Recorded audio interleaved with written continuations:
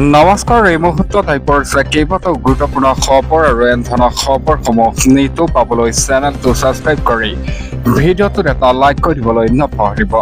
দাদা বলক দেৰি নকৰি খবৰকেইটা আৰম্ভ কৰোঁ। দৰ্শকসকল দিব লৈছোঁ প্ৰথমটো খবৰ। এখন বিশেষ ফটোৱে টোপনি কাঢ়িছে শত্ৰুপক্ষৰ। শপত গ্ৰহণৰ দিনা হিমন্ত বিশ্ব শৰ্মাৰ ৰাজহুৱা সকিয়নি। শত্ৰুপক্ষক এটা ৰঙা চকু শুভেন্দু আৰু হিমন্তৰ। দিব লৈছে এটা গুৰুত্বপূৰ্ণ খবৰ। শপত গ্ৰহণৰ দিনা হিমন্ত বিশ্ব শৰ্মাৰ সকিয়নি। বংগৰ মুখ্যমন্ত্ৰীক কাষত লৈ শত্ৰুপক্ষক সকিয়ালে এতিয়া শৰ্মাই। বেয়া দিন আহি আছে বুলি মুকলি ঘোষণা কৰে হিমন্ত বিশ্ব শৰ্মাই। বংগ অসম এতিয়া দুয়োখন ৰাজ্যতেই একেলগে চলিব এতিয়া একচন। অবৈধ বাংলাদেশীৰ বিৰুদ্ধে দুয়ো ৰাজ্যত চলিব এতিয়া অভিযান। একত্ৰিতভাৱে দুয়ো ৰাজ্যত এতিয়া অভিযান আৰম্ভ কৰিব দুয়ো মুখ্যমন্ত্ৰীয়ে। এক চেণ্ডেলত এতিয়া বিশেষ পোষ্ট মুখ্যমন্ত্ৰী হিমন্ত বিশ্ব শৰ্মাৰ। শপত গ্ৰহণৰ দিনাই হিমন্ত বিশ্ব শৰ্মাই সকিয়াই দিলে। এটা বংগৰ মুখ্যমন্ত্ৰীক কাষত লৈ শত্ৰুপক্ষক সকিয়ালে এতিয়া শৰ্মাই। পৰৱৰ্তী খবৰ। কনভয়ৰ হ্ৰাস কৰিব এতিয়া প্ৰধানমন্ত্ৰী নৰেন্দ্ৰ মোদীয়ে। দেশভক্তিৰ উদাহৰণ দি ডাঙৰ ত্যাগ প্ৰধানমন্ত্ৰী নৰেন্দ্ৰ মোদীৰ। পেট্ৰল ডিজেলৰ সংকটৰ প্ৰতি লক্ষ্য ৰাখি এই সিদ্ধান্ত গ্ৰহণ কৰে নৰেন্দ্ৰ মোদীয়ে। দিব লৈছে এটা ব্ৰেকিং নিউজ। দেশভক্তিৰ উদাহৰণ দাঙি ধৰিছে প্ৰধানমন্ত্ৰী মোদীয়ে। উপদেশতকৈ আৰ্হি এতিয়া শ্ৰেষ্ঠ। হাতে কামে কৰি দেখুৱালে প্ৰধানমন্ত্ৰী নৰেন্দ্ৰ মোদীয়ে। প্ৰধানমন্ত্ৰী মোদীৰ কনভয়ৰ সংখ্যা হ্ৰাস। এটা দেশবাসীক মিতব্য হোৱাৰ আহ্বানৰ পাছতেই নিৰ্দেশ দেখুৱালে এতিয়া মোদীয়ে। দেশভক্তিৰ উদাহৰণ দেখুৱাই মোদীয়ে হ্ৰাস কৰিলে কনভয়ৰ সংখ্যা। এটা 50% নিজৰ কনভয়ৰ সংখ্যা এতিয়া হ্ৰাসৰ নিৰ্দেশনা মোদীৰ। পূৰ্বৰ দৰে দীঘলীয়া কনভয়ৰ শাৰী নেদেখিব এতিয়া মোদীৰ সৈতে। পেট্ৰল ডিজেলৰ ব্যৱহাৰ হ্ৰাস কৰিবলৈ প্ৰধানমন্ত্ৰীৰ এই ডাঙৰ সিদ্ধান্ত। এটা প্ৰয়োজনীয় নিৰাপত্তাৰ ব্যৱস্থা বজাই ৰাখি হ্ৰাস এতিয়া কনভয়ৰ সংখ্যা। উত্তৰ প্ৰদেশ আৰু দিল্লী মধ্যপ্ৰদেশতো নেতা মন্ত্ৰী কনভয়ৰ হ্ৰাসৰ এতিয়া সম্ভাৱনা। দেশভক্তিৰ উদাহৰণ দাঙি ধৰিলে প্ৰধানমন্ত্ৰী মোদীয়ে। পৰৱৰ্তী খবৰ। ভাৰতত নাটনি নহয় পেট্ৰল ডিজেল। ভাৰতত মজুত আছে 69 দিনৰ তেল আৰু 45 দিনৰ ৰন্ধন গেছ। আতংকিত নহব এতিয়া দেশবাসী। চিন্তা কৰাৰ কোনো প্ৰয়োজন নাই। ভাৰতত মজুত আছে এতিয়া 69 দিনৰ তেল আৰু 45 দিনৰ ৰন্ধন গেছ। আতংকিত নহব এতিয়া দেশবাসী। ভাৰতত খাৰুৱা তেল ৰন্ধন গেছৰ নাটনি হোৱা নাই। এটা দেশৰ জনতাৰ আতংকিত হোৱাৰ প্ৰয়োজন নাই। প্ৰায় দুমাহৰ বাবে সম্পূৰ্ণ মজুত আছে খাৰুৱা তেল আৰু ৰন্ধনৰ গেছ। কোনেও চিন্তা কৰাৰ এটা প্ৰয়োজন নাই। আশ্বাস দিলে কেন্দ্ৰীয় পেট্ৰলিয়াম মন্ত্ৰী হৰদীপ সিং পুৰীয়ে। কোনো ধৰণৰ সমস্যা নহয় এতিয়া খাৰুৱা তেল ৰন্ধন গেছৰ। চৰকাৰে নিজৰ দেশতেই LPG উৎপাদনত গুৰুত্ব আৰোপ কৰিছে। বৰ্তমান ভাৰতত দৈনিক এতিয়া 54,000 টন LPG উৎপাদন কৰা হৈছে। যিকোনো সময়ত এতিয়া যিকোনো ধৰণৰ সংকটৰ পৰা হাত সাৰিবলৈ সাজু এতিয়া ভাৰত।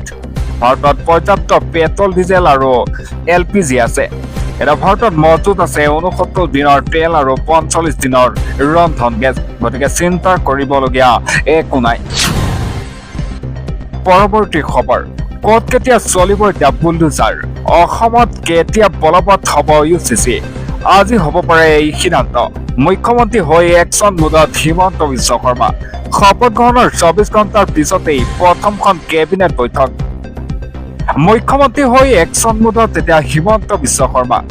আজি দ্বিতীয়টো কাৰ্যকালৰ প্ৰথমখন কেবিনেট বৈঠক আয়োজন। প্ৰথমখন বৈঠকতেই ৰাজ্যবাসীৰ বাবে আহিব পাৰে 10টা ডাঙৰ খবৰ। অবৈধ বাংলাদেশীক উচ্ছেদৰ বাবে হাতত ল'ব পাৰে কঠোৰ ব্যৱস্থা। চাহ শ্ৰমিকৰ মজুৰি বৃদ্ধিক লৈও আহিব পাৰে ভাল খবৰ। প্ৰথমখন বৈঠকতেই 500 টকালৈ বৃদ্ধি পাব পাৰে চাহ শ্ৰমিকৰ মজুৰি। 10 লাখ যুৱক যুৱতীক 5 লাখ টকাৰ আৰ্থিক সাহায্যক লৈও ল'ব পাৰে ডাঙৰ সিদ্ধান্ত। এটা তাৎক্ষণিকভাৱে UCC বলবৎৰ দিন বাৰ ঘোষণা কৰিব পাৰে কেবিনেটে। এটা 15 লাখ লোকক পকী ঘৰ প্ৰদানৰ ক্ষেত্ৰতো আহিব পাৰে ভাল খবৰ। বিয়লি 2 বজাত কইনাধৰাত অনুষ্ঠিত হ'ব এই বৈঠকখন। এটা মুখ্যমন্ত্ৰী হৈয়ে একচন মুডত এতিয়া হিমন্ত বিশ্ব শৰ্মা। পৰৱৰ্তী খবৰ, জামিন পাব নেকি জেলৰ ভাত খাই আমনি পোৱা শ্যামকানু মহন্তই? নিজকে নিৰ্দোষী আখ্যা শ্যামকানু মহন্তৰ। শ্যামকানুৰ ভাগ্য নিৰ্ণয় হ'ব এতিয়া গুৱাহাটী উচ্চ ন্যায়ালয়ত। আজি জামিন পাব নেকি শ্যামকানু মহন্তই? মুকলি আকাশৰ তললৈ ওলাই আহিব নেকি শ্যামকানু? আজি গুৱাহাটীৰ উচ্চ ন্যায়ালয়ত শ্যামকানুৰ জামিনৰ শুনানি। ন্যায়াধীশ পাৰ্থৱজ্যোতি শইকীয়াৰ আদালতত হ'ব এই শুনানি। উচ্চ ন্যায়ালয়ৰ ৮ নম্বৰ কোৰ্টত হ'ব এতিয়া শুনানি। ফাষ্টেগ আদালতত জামিন আবেদন নাকচ হৈছিল শ্যামকানুৰ। ইয়াৰ পিছতে এতিয়া গুৱাহাটীৰ উচ্চ ন্যায়ালয়ৰ কাষ চাপিছিল শ্যামকানু মহন্ত। নিজকে নিৰ্দোষী আখ্যা দিয়ে শ্যামকানুৱে। শ্যামকানুৰ পত্নী অনিতা ডেকাৰৰ দাবী শ্যামকানু নিৰ্দোষী। কি হ'ব এতিয়া শ্যামকানুৰ ফলাফল আহিব আজি। জামিন পাব নেকি এতিয়া শ্যামকানু মহন্তই? তাক লৈ ডাঙৰ প্ৰশ্ন উত্থাপন হৈছে। আপোনালোকে কমেণ্ট বক্সত জনাব পাৰিব, জামিন পাবনে নাই শ্যামকানুৱে? মুকলি আকাশৰ তললৈ ওলাই আহিব নেকি শ্যামকানু? কমেণ্ট বক্সত জনাওক। পৰৱৰ্তী খবৰ, অখিল গগৈৰ সৈতে কংগ্ৰেছে মিত্ৰতা কৰাটো মহা ভুল। ৰকিবুল হুছেইনৰ বিস্ফোৰণ। মুছলমানৰ প্ৰতি অখিলৰ অকণো ভাল ভাৱ নাই। কংগ্ৰেছৰ বুকুচা টুটি নিৰ্বাচন পাৰ কৰিছে অখিল গগৈয়ে। ধুবুৰীত 10 লাখ ভোটত মোক জিকাইছো বুলি ফিতাহি মাৰে অখিল গগৈয়ে। ধুবুৰীত বন্ধুত্বমূলকভাৱে আমাৰ লগত খেলা আসনত বেয়াকৈ পৰাস্ত হ'ল অখিল গগৈ। তৃতীয় স্থানতেই থাকিব লগা হৈছে তেওঁ দলৰ প্ৰাৰ্থী। ধুবুৰী লোকসভাত জয়লাভ কৰা বিধায়ক মোৰ ঘৰলৈ অহাটো ডাঙৰ কথা নহয়। সমালোচনা কৰাসকলক যথা সময়ত প্ৰত্যুত্তৰ দিম। এটা মুছলমান সম্প্ৰদায়ৰ প্ৰতি অকণো ভাল ভাৱ নাই অখিল গগৈ। মই উগ্ৰ মিতাও নহয়, উগ্ৰ তিতাও নহয়। সেইবাবে মোক মানুহে বাৰে বাৰে গ্ৰহণ কৰে। জয়প্ৰকাশ দাসক হৰুৱাবলৈ চেষ্টা কৰিছিল অখিল গগৈয়ে। জয়প্ৰকাশ দাসক টিকট নিদিবলৈ অখিল গগৈ খুব লাগিছিল।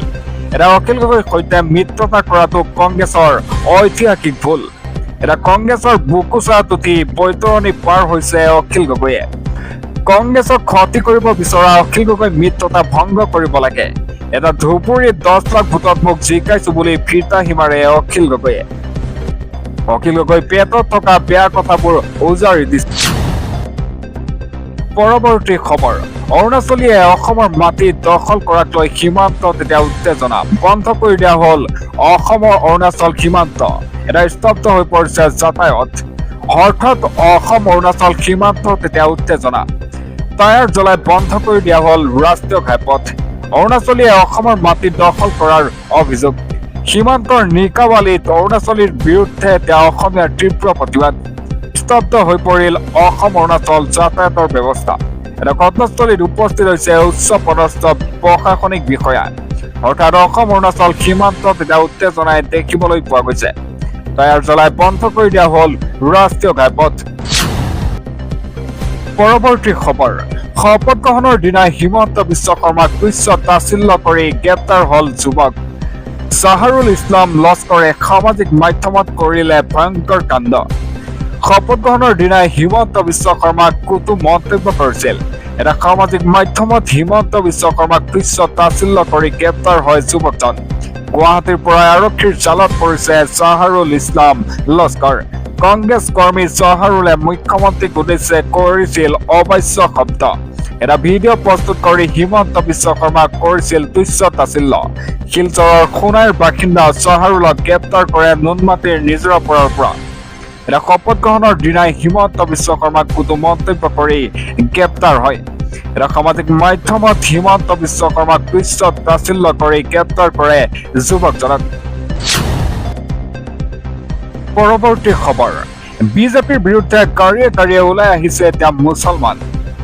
বাংলাদেশত আৰম্ভ হৈছে প্ৰতিবাদ। ভাৰত অভিমুখে বিশাল ৰেলী কৰাৰ পৰিকল্পনা এতিয়া বাংলাদেশীৰ। ভাৰতক এটা দ্বিসন্ধি কৰাৰ ভয়ংকৰ ষড়যন্ত্ৰ বাংলাদেশীৰ। ঢাকাৰ ৰাজপথত এতিয়া ভয়ংকৰ দৃশ্য। বিজেপিৰ বিৰুদ্ধে গাড়ীয়ে গাড়ীয়ে ওলাই আহিছে মুছলমানসকল। বিজেপিৰ বিৰুদ্ধে এতিয়া বাংলাদেশত আৰম্ভ হৈছে প্ৰতিবাদ। শুভেন্দু অধিকাৰী গ্ৰুপৰে মমতাক শাসনলৈ অনাৰ হুংকাৰ জনায়। কোটি কোটি বাংলাদেশীয়ে ভাৰত দখল কৰাৰ হুংকাৰ। ভাৰতক দ্বিখণ্ডিত কৰাৰ ভয়ংকৰ ষড়যন্ত্ৰ এতিয়া বাংলাদেশীৰ। ভাৰত অভিমুখে ৰেলী কৰাৰ পৰিকল্পনা এতিয়া বাংলাদেশীৰ। ভাৰতৰ বিজেপিক লৈ বাংলাদেশী মুছলমানৰ বিৰোধ। এটা চিঞৰি চিঞৰি বিজেপিক হুংকাৰ জনায় বাংলাদেশৰ হিন্দুক নিৰ্যাতন কৰিম বুলিও মুকলিকৈ ধমক দিয়ে 1971 দৰে পৰিস্থিতি সৃষ্টি কৰাৰ ভাবুকি দিয়ে এটা মুছলমানক শান্তিপ্ৰিয় জাতি আখ্যা দি অদ্ভুত কাণ্ড বাংলাদেশীৰ ঢাকাৰ ৰাজপথত এতিয়া ভয়ংকৰ দৃশ্য দেখিবলৈ পোৱা গৈছে পৰৱৰ্তী খবৰ ৰাজপথত আদায় কৰিব নোৱাৰিব এতিয়া নামাজ পচন্দ শব্দত লাউড স্পীকাৰ দিব নোৱাৰিব আজান মুখ্যমন্ত্ৰী শুভেন্দু অধিকাৰীয়ে লৈছে এতিয়া কঠোৰ একশ্যন আৰম্ভ হ'ল মুছলমানৰ বিৰুদ্ধে অভিযান বিজেপি চৰকাৰ গঠনৰ পাছতে লাউড স্পীকাৰ নামাজক লৈ কঠোৰ নিৰ্দেশনা ৰাজপথত আদায় কৰিব নোৱাৰিব এতিয়া নামাজ পচন্দ শব্দত লাউড স্পীকাৰ দিব নোৱাৰিব আজান পশ্চিমবংগত সলনি বহু পূৰ্বৰ নিয়ম এটা মুখ্যমন্ত্ৰী শুভেন্দু অধিকাৰীয়ে মুছলমানৰ বিৰুদ্ধে আৰম্ভ কৰিলে একশ্যন ধৰ্মীয় স্থানৰ বাহিৰত কোনেও কৰিব নোৱাৰিব দোৱা প্ৰাৰ্থনা জ্যেষ্ঠ বিষয়াৰ সৈতে বৈঠকৰ অন্তত এই নিৰ্দেশনা জাৰি কৰে শুভেন্দু অধিকাৰীয়ে এই ঘটনাত এতিয়া আৰক্ষীক কঠোৰভাৱে দৃষ্টি ৰাখিবলৈ নিৰ্দেশনা দিয়ে সকলোৰ বাবে আইন সমান বুলি মন্তব্য কৰে শুভেন্দুৱে দোৱা প্ৰাৰ্থনা ব্যক্তিগত বিষয় ৰাজহুৱা স্থানত আনক অশান্তি কৰিব নালাগে লাউড স্পীকাৰত অতি কম স্বৰতে দিব পাৰিব আজান আৰম্ভ হ'ল এতিয়া মুছলমানৰ বিৰুদ্ধে অভিযান বিজেপি চৰকাৰ গঠনৰ পাছতেই লাউড স্পীকাৰ নামাজক লৈ কঠোৰ নিৰ্দেশনা পৰৱৰ্তী খবৰ সনাতন ধৰ্মক লৈ বিস্ফোৰক ভাষ্য বিৰোধীৰ নিৰ্বাচনত পৰাজয়ৰ পাছতেই সনাতন ধৰ্মক লৈ বিতৰ্কিত মন্তব্য কৰে সনাতন ধৰ্ম ধ্বংস কৰিব লাগে ৰাজহুৱা স্থানত ডিএমকে নেতাৰ বিতৰ্কিত মন্তব্য চৰকাৰ গঠনৰ পাছতেই আক্ৰমণাত্মক বিৰোধীৰ এতিয়া ডিএমকে নেতা উদয়নিধি ষ্টেলিনৰ বিতৰ্কিত ভাষণ ভাৰতৰ পৰা সনাতন ধৰ্ম শেষ কৰি দিম বুলি ভাষ্য প্ৰদান কৰে তামিলনাডুৰ বিধানসভাত এতিয়া বিজয় থলপতিৰ সন্মুখত এই মন্তব্য কৰে মানুহক ভাগ ভাগ কৰা সনাতন ধৰ্ম শেষ কৰিব লাগে বুলি ভাষ্য প্ৰদান কৰে এটা প্ৰাক্তন উপ মুখ্যমন্ত্ৰীয়ে সনাতনৰ তুলনাত ডেংগু মেলেৰিয়াৰ সৈতে কৰে এটা যেনেদৰে ডেংগু মেলেৰিয়াই নাইকিয়া কৰিব লাগে তেনেদৰে সনাতনো নাইকিয়া কৰক এটা লগে লগে এই ভাষ্যক উভতি ধৰিছে বিজেপিয়ে উদয়নিধিৰ বিৰুদ্ধে এতিয়া আৰক্ষীৰ কাষ চাপিব বিজেপি তামিলনাডুত পৰাজয়ৰ পিছত এতিয়া সনাতনী বিৰোধী চাঞ্চল্যকৰ ভাষ্য এতিয়া উদয়নিধিৰ সনাতন ধৰ্ম ধ্বংস কৰিব লাগে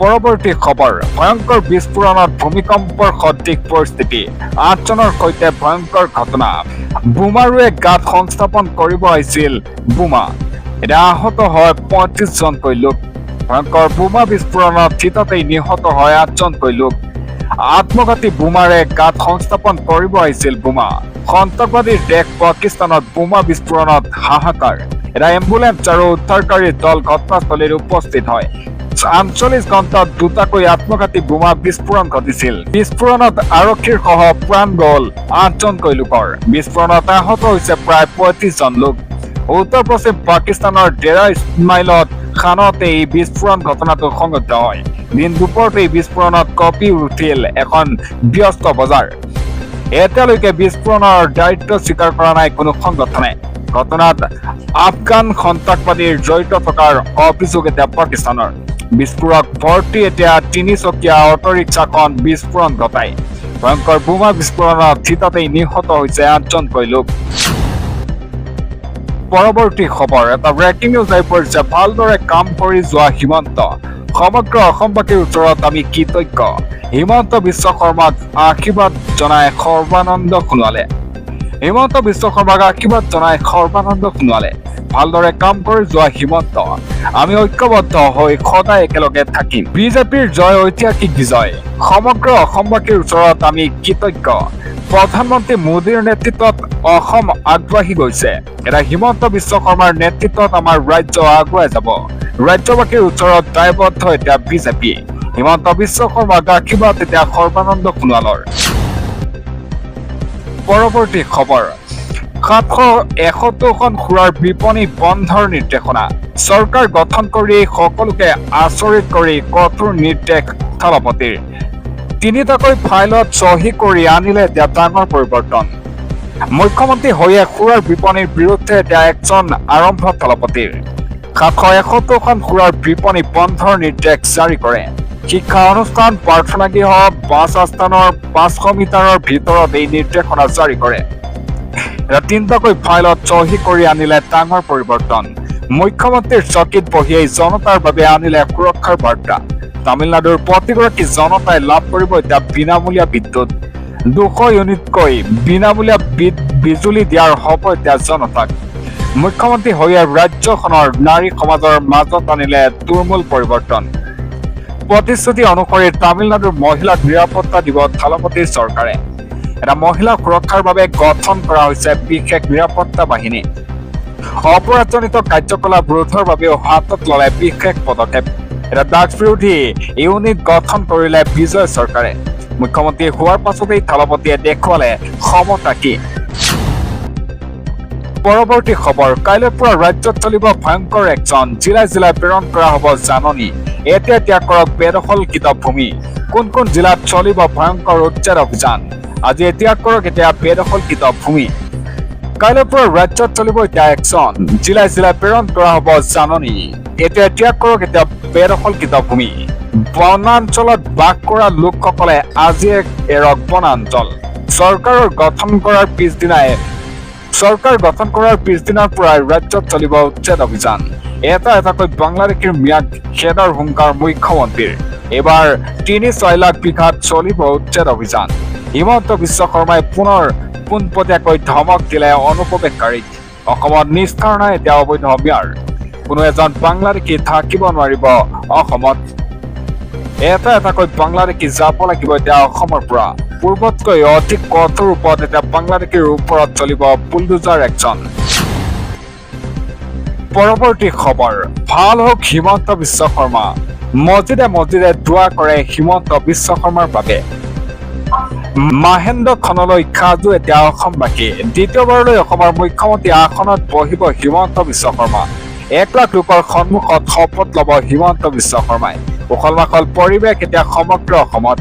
মছজিদে মছজিদে দোৱা কৰা হৈছে হিমন্ত বিশ্ব শৰ্মাৰ বাবে। ভাল হওক এতিয়া হিমন্ত বিশ্ব শৰ্মা। দোৱা কৰিছে মুছলমান ৰাইজে। শদিয়াৰ পৰা ধুবুৰীলৈকে ৰাইজ ওলাই আহিছে খানাপাৰালৈ।